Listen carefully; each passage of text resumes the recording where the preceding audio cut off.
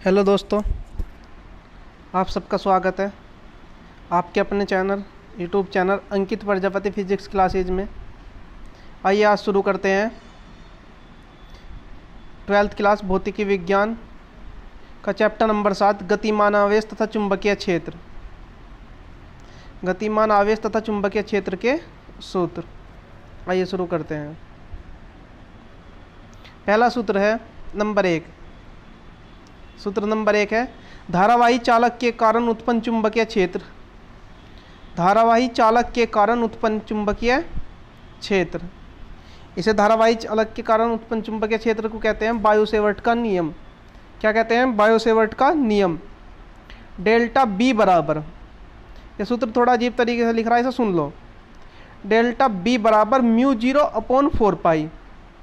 कैसे μ0/4π? देखो जिस तरीके से दूसरे सूत्र में लिखा है ना μ0/4π, इस तरीके से into I delta L sine theta.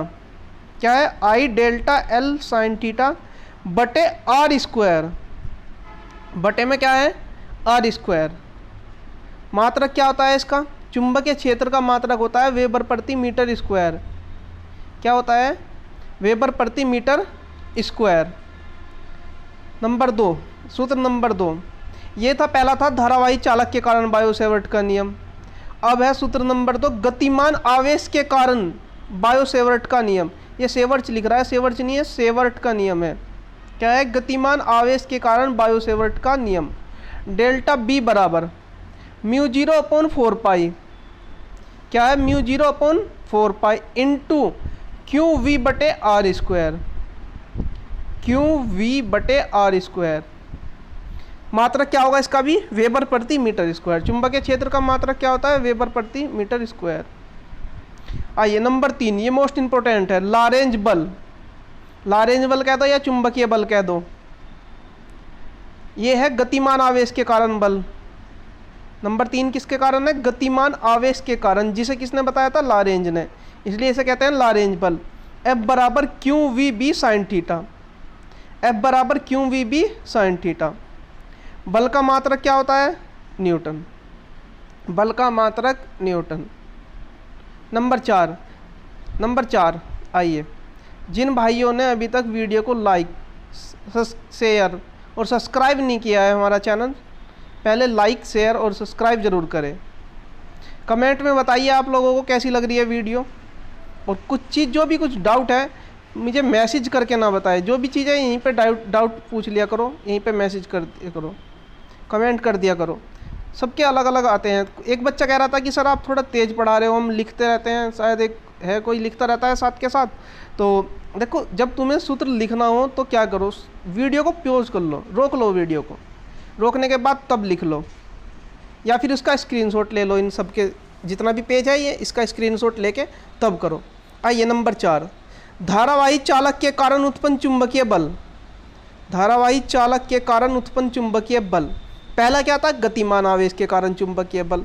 अब क्या है? धारावाही चालक के कारण। F बराबर B I L sine theta, यानी कि F बराबर बिल साइन थीटा कह देते हैं इसे। F बराबर बिल साइन थीटा, मात्रक न्यूटन। अब सुनिए, जहाँ B बराबर क्या होता है? चुंबकीय क्षेत्र, बताया मैंने अभी। μ0 क्या होता है? निर्वात में चुंबक की चुंबकशीलता। निर्वात में चुंबक की चुंबकशीलता। ये छोटा u बना के उसकी थोड़ी सी घुंडी आगे से निकाल के इधर को नीचे को, और उसके साइड में जीरो को नोट बोलते हैं, μ0 भी बोल सकते हो। इसे क्या बोलते हैं? निर्वात में चुंबक की चुंबकशीलता। जैसे हमने पहले चैप्टर में पढ़ा था वैद्युत की वैद्युतशीलता, क्या पढ़ा था? Epsilon note. क्या पढ़ा था? एप्सिलॉन 0। ये क्या होता है? इसी तरीके से वो था वैद्युत में, और ये किस में है? चुंबक में। क्यों क्या होता है? क्यों बराबर आवेश। क्यों बराबर क्या होगा? आवेश। छोटा v बराबर इलेक्ट्रॉन का वेग। छोटा v बराबर इलेक्ट्रॉन का वेग। L बराबर तार की लंबाई। L बराबर क्या होगा? तार की लंबाई। नेक्स्ट पे आइए नंबर 2 पर। चलो नंबर 2 पर, चुंबकीय क्षेत्र में गति करते कण के पथ की त्रिज्या। चुंबकीय क्षेत्र में गति करते कण के पथ की त्रिज्या R बराबर mv बटे क्यू बी। R बराबर क्या है, एम वी बटे क्यू बी, जहाँ m बराबर इलेक्ट्रॉन का द्रव्यमान, v बराबर अभी बताया इलेक्ट्रॉन का वेग, q बराबर आवेश और b बराबर चुंबकीय क्षेत्र। नंबर 5, चुंबकीय क्षेत्र में गति करते कण के पथ की आवर्ती, चुंबकीय क्षेत्र में गति करते कण के पथ की आवर्ती n बराबर क्यू बी बटे 2 पाई m, n बराबर क्यू बी बटे 2 पाई m। नंबर 6 आइए, सूत्र नंबर 6, निर्वात की विद्युतशीलता, मैंने बताया था पहले चैप्टर में भी बताया था, निर्वात की विद्युतशीलता क्या होती है, एप्सिलॉन 0।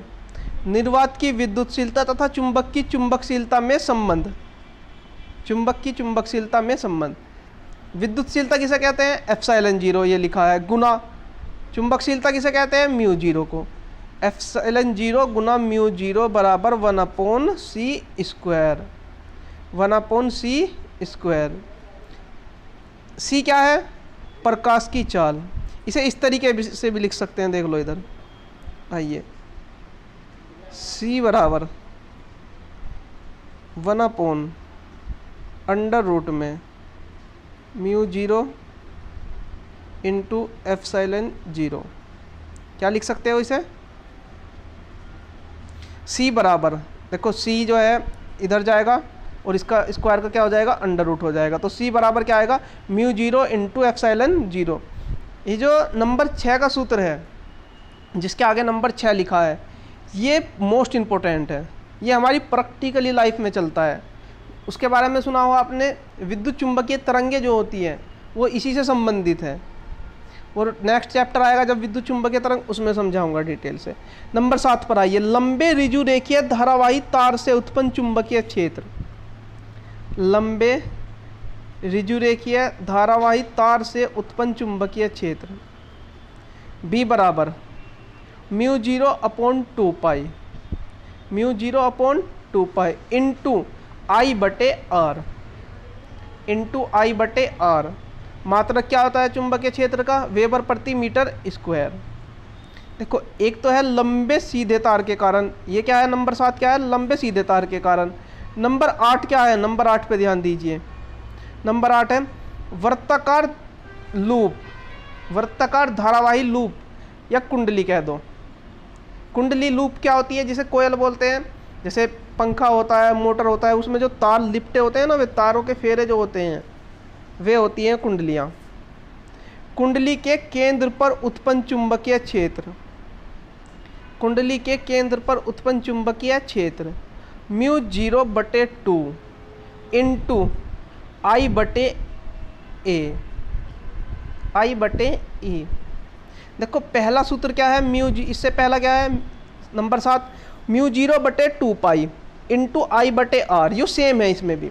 इसे त्रिज्या को आप ए मान सकते हो या आर मान सकते हो, लेकिन बस क्या है, जो वृत्ताकार लूप है उसमें पाई नहीं आता, और लंबे सीधे तार के कारण क्या आता है, पाई आता है। मात्रक मैंने बताया है, चुंबकीय क्षेत्र का मात्रक होता है वेबर प्रति मीटर स्क्वायर। तो नंबर 8 का सूत्र क्या होगा, B बराबर म्यू 0/2 इंटू I/A, जहाँ A बराबर लूप या कुंडली की त्रिज्या। आइए नंबर नेक्स्ट पर आइए, दो समांतर धारावाही तारों के बीच लगने वाला बल, ये मोस्ट इम्पोर्टेंट है, ये मोस्ट इम्पोर्टेंट सूत्र है भाई। दो समांतर धारावाही तारों के बीच लगने वाला बल, लास्ट ईयर जब एग्जाम हुए थे ना, बोर्ड एग्जाम हुए थे, उसमें आया था ये। आइए, दो समांतर धारावाही तारों के बीच लगने वाला बल F/L, F/L बराबर क्या है, mu 0/2 pi, mu 0/2 pi into I1 I2 बटे R, क्या है I1 I2 बटे R। मात्रक क्या होता है, बल का मात्रक न्यूटन और बटे लंबाई L का मात्रक मीटर। तो दो समांतर धारावाही तारों के बीच लगने वाले बल का सूत्र मात्रक क्या होगा, न्यूटन प्रति मीटर, क्या होगा, न्यूटन प्रति मीटर। नेक्स्ट पर आइए, इसमें देखिए, अगर दोनों तारों के बीच धारा की दिशा समान है, यदि दोनों तारों के बीच धारा की दिशा समान है, दिशा समान है का मतलब क्या है, एक ही तरफ को जा रही है धारा, तो उनके बीच लगने वाला बल कैसा होगा, आकर्षण का होगा। कैसा होगा, आकर्षण का। और अगर धारा की दिशा अलग अलग है, एक मान लीजिए नॉर्थ को चल रही है तो एक तार में किसको चल रही है, साउथ को, तो बल कैसा होगा, प्रतिकर्षण का होगा। कैसा होगा, प्रतिकर्षण का। नंबर 11 पर आइए, देखिए दो समांतर धारावाही तारों के बीच लगने वाले बल का मान, दो समांतर धारावाही तारों के बीच लगने वाले बल का मान कितना होता है, 2 गुना 10 की घात -7 न्यूटन। कितना होता है, 2 गुना 10 की घात -7 न्यूटन। अगर किसी भाई ने अभी तक वीडियो को लाइक नहीं किया है तो पहले लाइक करे, थम्स अप, लाइक दे, लाइक। आइए नंबर 12 पर आइए, लंबी धारावाही परिनालिका के भीतर चुंबकीय क्षेत्र, लंबी धारावाही परिनालिका के भीतर चुंबकीय क्षेत्र क्या होता है, B बराबर μ0 NI/L, μ0 NI/L। N क्या है, फेरों की संख्या, मैंने बताया है N बराबर क्या होता है, फेरों की संख्या बटे L।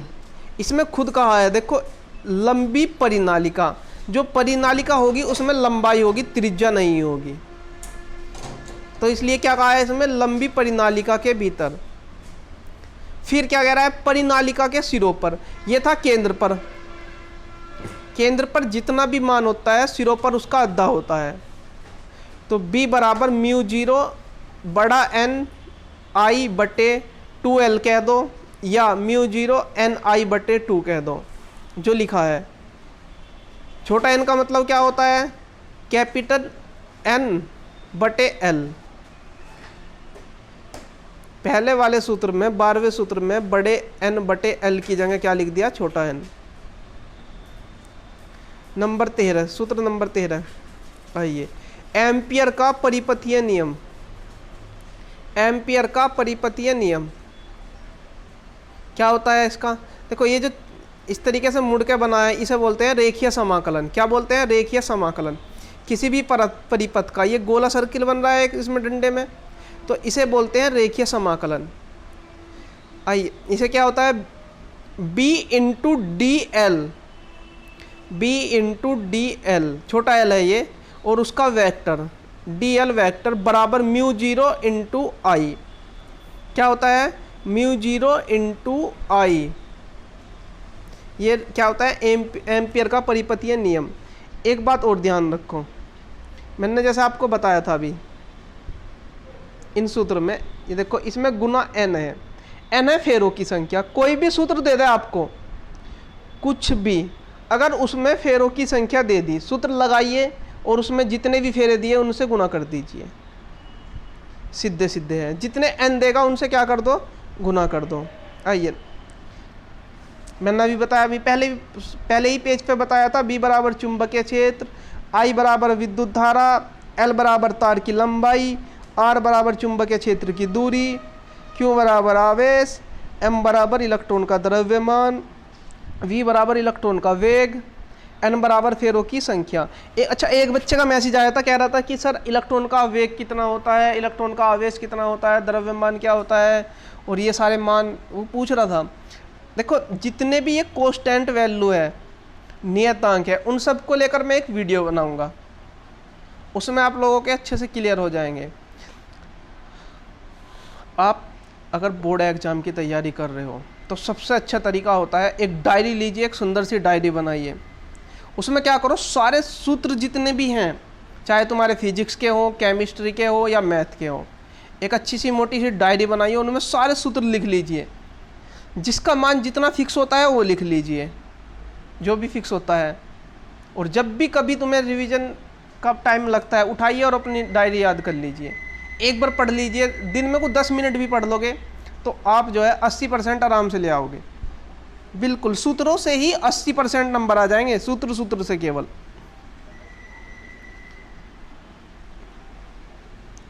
नेक्स्ट भाई इस पे